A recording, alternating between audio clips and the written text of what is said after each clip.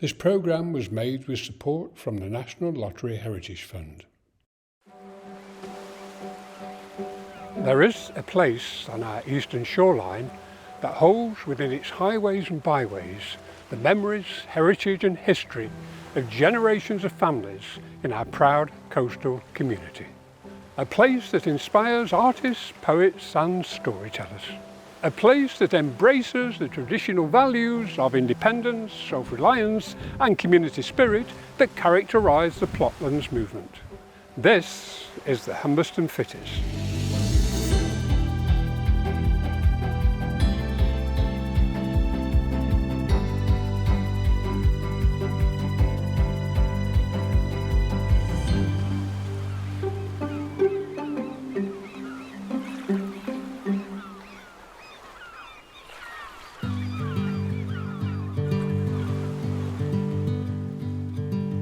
Caroline Carr is the Director of Fitties CIC, an organisation that aims to preserve the historical uniqueness and heritage of this special place. Her family have owned chalets here for over 50 years. As a small child, I used to come down with my mum's family and they had a chalet on Anthony's Bank Road. So my mum's dad was a fisherman and that's kind of typical where lots of fishing families had chalets, and then in the summer the fishermen would go to work, cycle down to the docks, and the mums and the kids would just spend all their time on the beach and having fun and enjoying themselves and just having a holiday.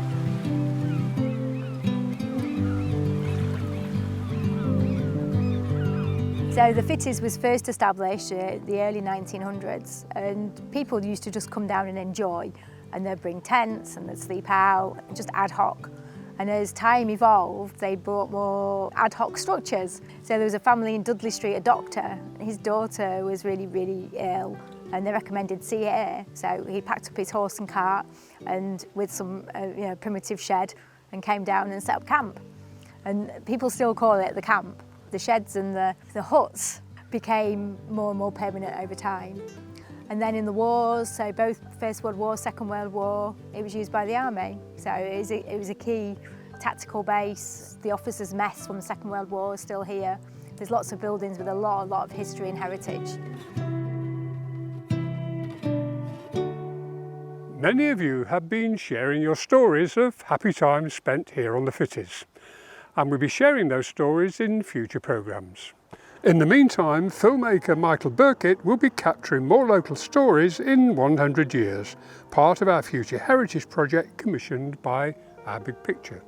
What that project is about, capturing those intangible heritage assets that we have, stories and information and history that people care about in our community here in Grimsby. The project really is thinking forward and thinking about what we want to share, what inheritance we want to pass on to people 100 years from now, and what we feel right now is really important that they know about Grimsby. You know, the people, the places, the work, the sounds, the values and the spirit of the place. I think it's a wonderful project to be involved. I'm really pleased to be commissioned because it's a great way to get to know a place like Grimsby. I have the privilege of meeting 100 different people and them telling me what they really care about and what matters to them. You may have heard of civic societies, but what are they? What do they do? And can they protect precious heritage assets like here on the Fitties? Civic society has many roles really. One of its main aims is to encourage people to take an interest and care for their environment and the area. It's about making the town a better place. So yesterday we had a meeting with the local police about what we can do to support them in improving the environment in the town centre. People remember the Victorian drinking fountain that was in St James's Square.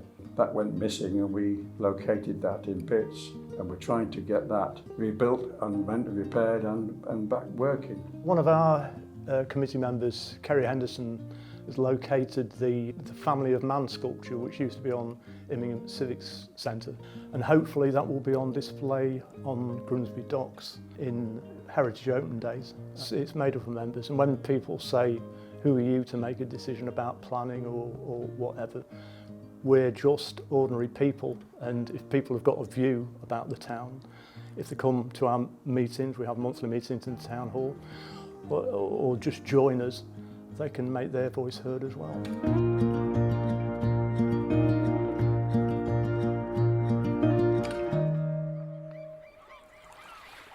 I'm sure many of you enjoyed the 2022 Grimsby Falfest, when the Viking hordes invaded our town in a celebration of our Viking history.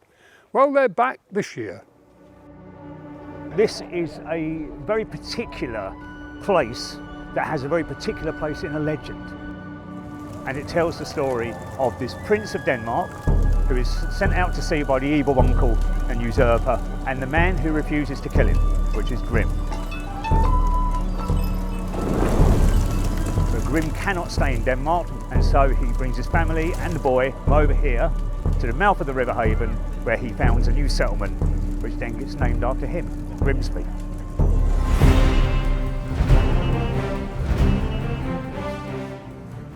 So Falfest is an autumn festival, and it comes from the Danish, and Grim obviously was the founder of Grimsby, and that's how we came up with the name.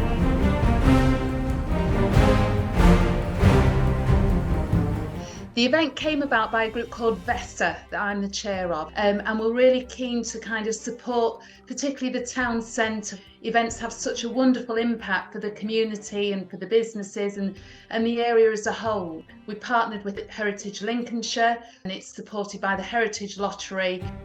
Grim the Viking seems to have he was lost in our heritage. You know, Grimsby is famous for its fishing industry, and somehow Grim, who founded the town, seemed to have disappeared. There are so many current links with Scandinavia, particularly through the business community, with the guys like Orsted and DFDS and Imskip. You know, we've still got those continuing links. You know, as a Grimbarian, we are Viking heritage. We're proud of that tradition, and we just thought what a great way to celebrate that history through this annual festival.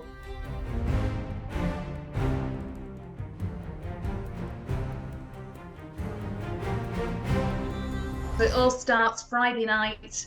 Grim will be arriving with his longships, as we've got over 150 Vikings invading the town centre this year. We've got street food, we've got a live band on the Friday night. On the Saturday and Sunday, we've got the Vikings are taking over St James Square with a battle arena and an encampment, and the main hub is People's Park this year. So we're delighted. We've got a Viking battle arena. We've got a big Viking village that you can walk around. So it's a great, you know, adventure to bring the family and walk around the town centre and bump into a few Vikings on the way.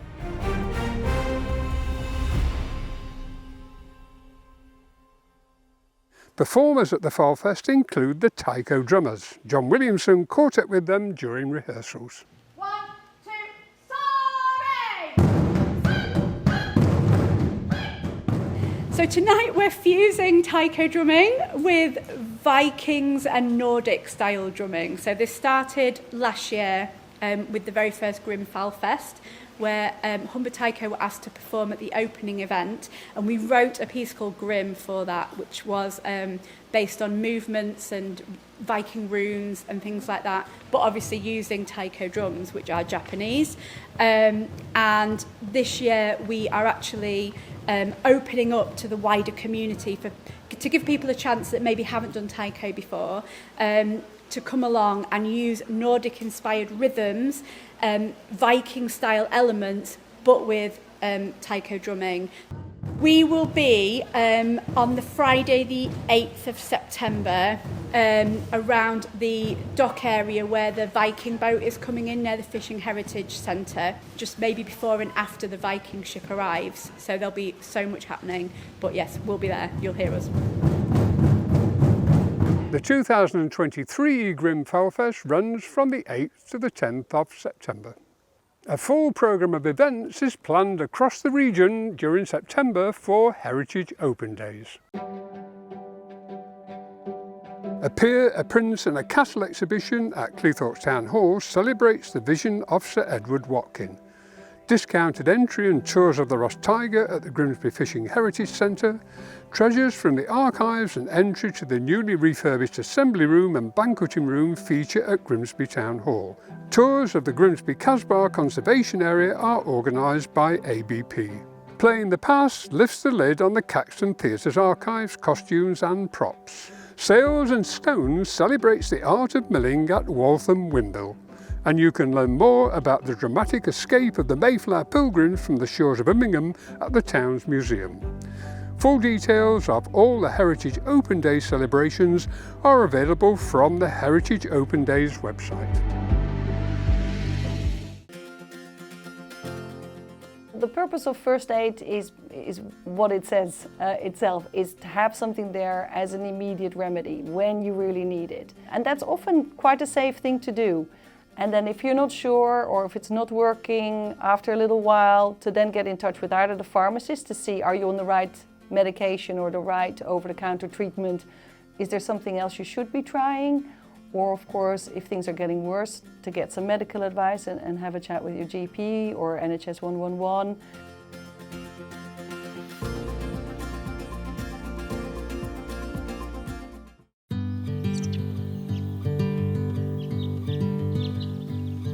We have a chalet design guide, and one of the key features I think is that everything is so different. Most of them are completely and utterly unique in their design and just their complete quirkiness and ad hocness, and that's part of the beauty of this place. There's families that have been here for a long time and they help each other out, cook for each other, come and help with jobs, chop wood. We've got a food bank at the moment, so all those community aspects are really, really valuable to the people who are here. We've got such a wide range of artists and poets and musicians who come down here and just use the whole space, both chalets, buildings, nature, the beach as their inspiration. We're surrounded by nature. The chalets and the plots around them have become part of the nature here, and to remove them, to remove the chalets and to replace them with other buildings that aren't as organic and with plots that aren't as natural is a risk to the nature and the environment around us. I'm a director of the Fitties Kick, it's a community interest company, and we set up, so our aims and purposes is about protecting and preserving and enhancing the conservation and heritage of Humberston Fitties Chalet Park. And part of it is not so much about not supporting change, but supporting change that is appropriate for the place. We've got an Article 4 conservation status. It's one of the last plotlands in the country, and it's so unique from a heritage point of view. And for us to be able to try and preserve some of the memories and the features that we've got here, whether it's through history, through art, through storytelling, through video, so that that's always something that we can hold on to, despite whatever changes might come in the future.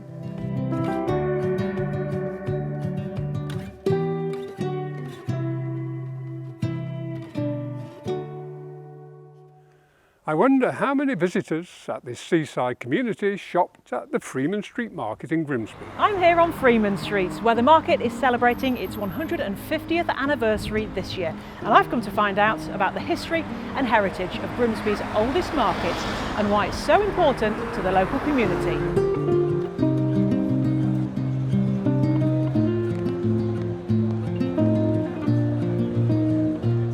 Well, the market's been pretty much at the heart of Grimsby for, the last 150 years, as we know, with our birthday coming up. And it's been pretty much a constant all the way through that time, through a couple of world wars and a fishing crisis and everything else. And we've come out the other side of it vastly different, but we think we've come out of it pretty strong as well. We've got local people sourcing local produce, local products, and selling to local people. So we're a little microcosm of commercial activity. A market has existed on Freeman Street for hundreds of years and was originally established by the Freemen of Grimsby. But who were the Freemen? The history of the Freemen is really very interesting because nobody really knows the origins of it. All we do know is that they were called burgesses in those days, and they were the free men. And now, of course, free women as well, but they were all in those days free men, who obviously were independent of the lords. To do anything in the town, so even like the gas lights or anything, you had to be a freeman. You had to be born within the town to be a freeman, as a freeman's son. So it was very, very closed shop. Freemen were given the right to have a market from the king, and we've had a market from then right through till now. So this 150 years is just the latest configuration. Freeman Street Market was established in 1873 and it's been going non-stop ever since. Up until 1959 it was an uncovered market, it was an open market. When all the stalls went on much later than do now, and the stalls were lit by gaslight. This caused a few problems, as you can imagine. The roof went on, electric went in 1959, 1960. Permanent stalls were built around 2000, and then we redeveloped again 2010 to 2012. The stall holders that are here now, we've got super fruit and veg. The butchers are hugely busy. Well, we've got some fabulous cafes, including the P-Bung. So the P-Bung has been here since 1883. It's one of the oldest fish and chip shops in Grimsby. So it originates from a lady that just used to have a one-storey building, like a bungalow, and that used to just sell pots of hot mushy peas to the fishermen that used to come off. So she didn't really do fish, it was just pots of hot mushy peas. So the P-Bung, the bungalow is the bung. Freeman Street Market has changed a lot over the years, and so have the Freemen. To be a freeman, you have to be a male. In my opinion, society had changed. It took me 30 years plus, but I pushed it and pushed it. I was able to be enrolled at the Mayor's Court, and yeah, became the first ever female to be enrolled via the apprenticeship route, which was quite an achievement. So Freeman Street Market, as you see today, is vastly different in many ways, but it is very similar in others, as in it's local people setting up business and serving more local people, employing local people. I love what I do. I love being on the market.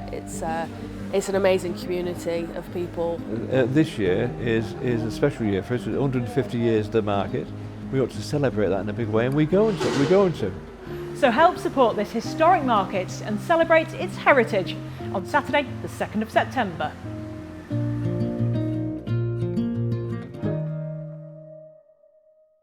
From exploring the vernacular architecture of the chalets and the stories they hold, to the Petersons Project. The project aims to restore an historic smokehouse on Grimsby fish docks and bring it back into use. I caught up with Catherine Briggs from Heritage Lincolnshire to find out more. So the Petersons Project is a regeneration project to restore a gorgeous 19th century traditional smokehouse in the centre of Grimsby docks, and another wonderful late 19th century, early 20th century building that is opposite the new fish docks, and restore them to their former glory and bring them back into use. So Heritage Lincolnshire have been brought on board to deliver the community outreach and activity side of this project. It's all very well having all this wonderful capital project work, but what's a building without people and the community that use it and have used it? So we've been brought on board to run the Petersons Oral History Project. So we know a little bit about the history of these buildings. We know round about when they were built and who might have owned them, but we don't have the history of the people who used them. We don't have those stories of the people in the offices, the smokers, the lumpers, the people who brought the fish in, the people who bought the fish after it was processed.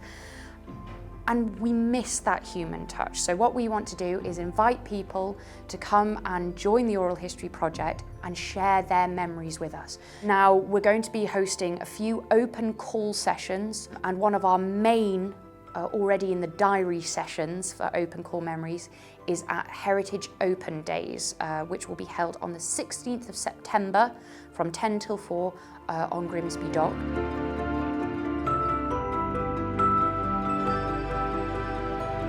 The Humberston Fitties is not a museum of ancient artefacts and dusty memories, but a living, breathing, vibrant community of people who share the values and dreams of those first plotlanders who, back in the 1920s, sought independence and relaxation in their seaside retreats.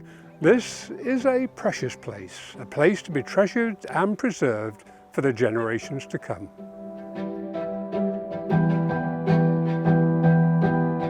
Well, that's all for this August Seaside Special. We hope to see you at the Grim Falfest and other heritage celebrations during September. Thank you for watching, and we look forward to seeing you next month for more heritage news and stories.